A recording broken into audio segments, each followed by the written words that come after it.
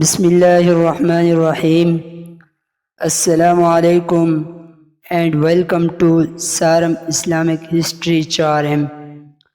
پیارے دوستو، آج ہم آپ کو تاریخ کے 5 عظیم اسلامی جنگجوؤں کے بارے میں بتائیں گے۔ تاریخ میں بہت سے جنگجو گزرے ہیں، لیکن کچھ ایسے بھی تھے کہ جن کی بہادری کا مقابلہ کرنا کسی بھی شخص کے لیے ایک ناممکن کام تھا۔ اس لسٹ کے جو نمبر 5 پر ہیں ان کا نام ہے ارطغرل غازی۔ یوں تو آپ میں سے بہت سے لوگ ارطغرل غازی کے نام سے بخوبی واقف ہوں گے۔ ارطغرل غازی کا نام اس لیے اس لسٹ میں شامل کیا گیا کہ جس دور میں ارطغرل غازی پیدا ہوئے تھے اس وقت دنیا بھر کے مسلمان اپنے سب سے کٹھن دور سے گزر رہے تھے۔ چنگیز خان کی منگول سلطنت دنیا بھر کے مسلمانوں پر قہر بن کر ٹوٹ رہی تھی۔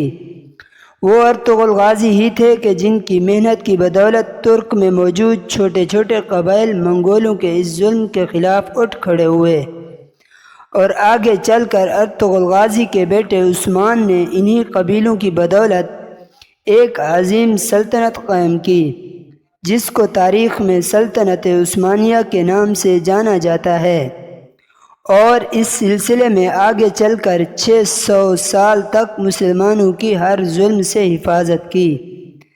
ہماری لسٹ کے جو نمبر 4 پر ہے ان کا نام ہے امیر تیمور۔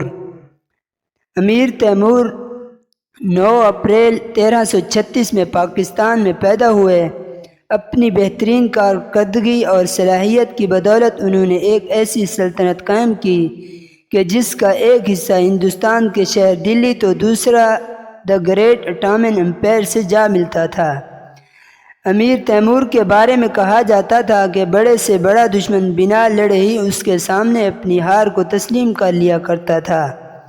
امیر تیمور کو تاریخ میں ہمیشہ ایک بادشاہ اور ایک بہترین جنگجو کے طور پر یاد کیا جائے گا۔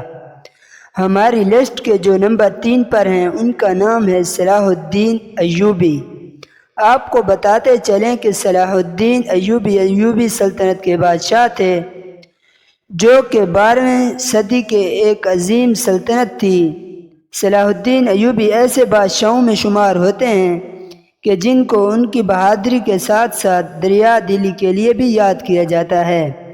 صلاح الدین ایوبی سن 1137 میں عراق کے ایک شہر میں پیدا ہوئے۔ ان کے دور میں دوبارہ بیت المقدس، جو کہ مسلمانوں کا قبلہ اول بھی ہے، اسے بھی فتح کرنے میں کامیاب رہے۔ صلاح الدین ایوبی کو تاریخ میں ہمیشہ ایک ہمدرد سلطان اور ایک شاندار جنگجو کے طور پر یاد رکھا جائے گا۔ ٹاپ 5 مسلم جنگجوؤں کی لسٹ میں ایک ایسا بھی نام ہے کہ جس کو تاریخ نے کہیں بھلا دیا ہے، کہ جس کی بہادری کے سامنے لاکھوں کا لشکر بھی آنے سے ڈرتا تھا۔ ہم بات کر رہے تھے، شاید یہ نام سنا بھی نہیں ہوگا۔ بات ہے آج سے 1400 سال پہلے کی، کہ جب اللہ کے نبی کے نواسے امام حسین رضی اللہ تعالی عنہ کو کربلا کے میدان میں یزید کے ہاتھوں شہید کر دیا گیا تھا۔ وہ مختارہ سفیر تھے کہ جنہوں نے آگے چل کر نبی کے نواسے امام حسین کے قاتلوں کو چن چن کر مارا تھا۔ ان کے بارے میں کہا جاتا تھا کہ وہ اتنے بڑے جنگجو ہیں کہ وہ اکیلے ہی بڑے بڑے لشکروں پر بھاری پڑنے کے لیے کافی تھے۔ تاریخ میں ان کا نام ہمیشہ ایک عظیم جنگجو کے طور پر یاد رکھا جائے گا۔ لسٹ میں نمبر 1 پر نام آتا ہے حضرت علی رضی اللہ تعالی عنہ کا۔ کہا جاتا ہے کہ جہاں باقی بہادر جنگجو کی بہادری ختم ہوتی ہے، وہیں سے حضرت علی رضی اللہ تعالی عنہ کی بہادری کی شروعات ہوتی ہے۔